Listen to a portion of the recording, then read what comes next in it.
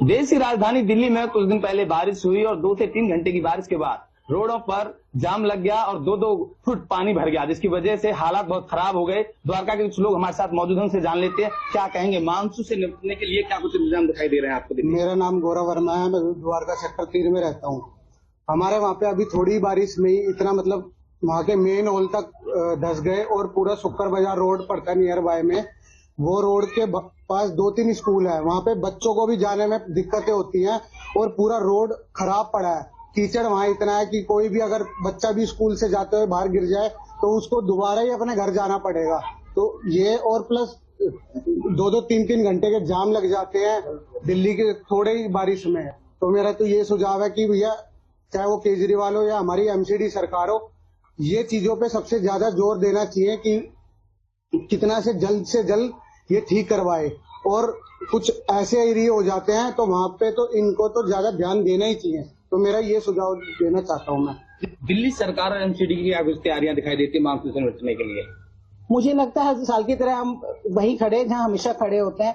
इस साल भी उतना ही जल भराव था, इस साल भी हम उतने ही गड्ढों में से निकल रहे हैं।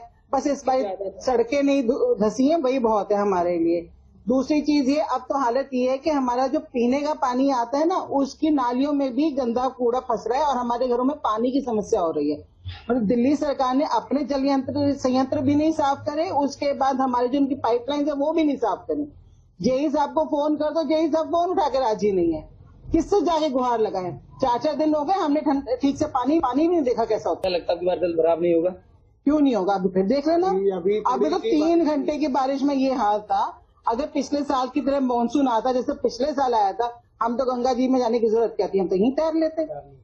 क्या कहेंगे, जल भराव से क्या क्या परेशानियां आती हैं? सबसे ज्यादा कॉलोनीज में परेशानियां आ रही है क्योंकि वहाँ पे ड्रेन का कुछ रास्ता ही नहीं बने हैं।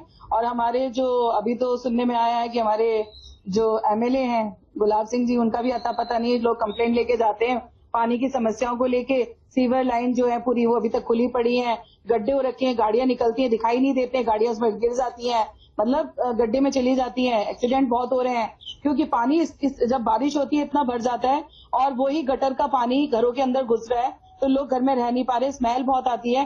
कभी भी उस कॉलोनी की तरफ आप निकलो तो इतनी गंदगी हो रही है। तो ये जो सरकार को इस चीज को देखना चाहिए। और मेरे ख्याल से इसमें भी मैं ये कहूंगी सेंट्रल को आके अपने हाथ में ले लेना चाहिए और ये काम पे कार्रवाई करवानी चाहिए, रोडों को सही करवाना चाहिए। यहाँ पीने की पानी की कमी है, लेकिन गड्ढों में और नालियों में पानी की कोई कमी नहीं है, जिसकी वजह से मच्छरों की उत्पत्ति हो रही है। और आप कहीं भी जाएं, नालियां भरी हुई हैं। आप किसी भी पॉश कॉलोनी में, कॉलोनियों की तो बात छोड़िए, पॉश कॉलोनी में भी नालियां भरी हुई है। आप सड़कों के किनारे देखिए, नालियों से बाहर पानी बह रहा है। और हम लोग इस प्रॉब्लम से, मुझे नहीं लगता है, हर साल की तरह ही जूझते रहेंगे और कोई सोल्यूशन नहीं। सरकार मुझे लगता है इस समस्या को समझ ही नहीं रही है और इसका कोई कहीं भी इसका निवारण होता नहीं दिख रहा है। पूरी द्वारका, मैं द्वारका में रह रही हूँ, पूरी द्वारका पानी से, नालियों के पानी से त्राही कर रही है और सरकार अभी भी कान में रुई लगा के सो रही है, उसको कुछ भी सुनाई नहीं दे रहा है। और मच्छर बीच में थोड़ा कम हुए थे, वापस नालियों में ये 1 दिन की बारिश में, 3 घंटे की बारिश में मच्छर पैदा हो गए, नालियां भर गई, सड़कों में गड्ढे में पानी भरा हुआ है, चलना मुश्किल हो गया है। तो सरकार का, हम लोगों की ये सरकार से अपील है कि इसकी तरफ ध्यान दे, एमसीडी दे। हम लोगों को ये नहीं पता डिपार्टमेंट कौन सा है, किससे ये कंप्लेंट करें। बाकी हमें ये है कि हमें इस समस्या का समाधान चाहिए। उसके बाद कहते हैं कि ये एमसीडी के पास चला गया। हमें नहीं पता, हम यहाँ पे 4 सरकारों में जी रहे हैं।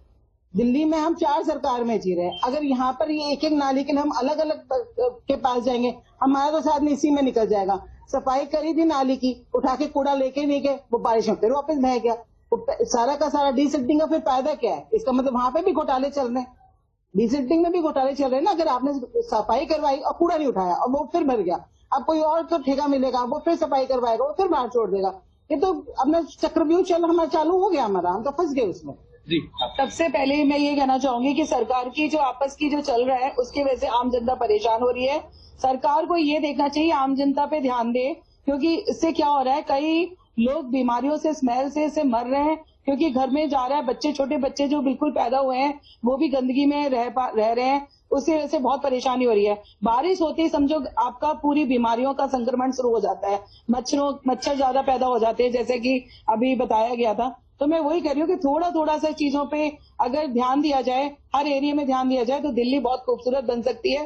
दिल्ली को अच्छा बनाने की कोशिश नहीं की जाती है। दिल्ली देश की राजधानी है और दिल्ली की राजधानी इतनी बदसूरत हो रखी है जिसका कोई ठिकाना नहीं है। जी, अब देखने वाली बात होगी आखिरकार इस समस्या का समाधान कब होगा, क्योंकि देश की राजधानी दिल्ली का द्वारका जो है पोष इलाका है। दिल्ली से चरण सिंह रिपोर्ट, जी मीडिया। जी मीडिया।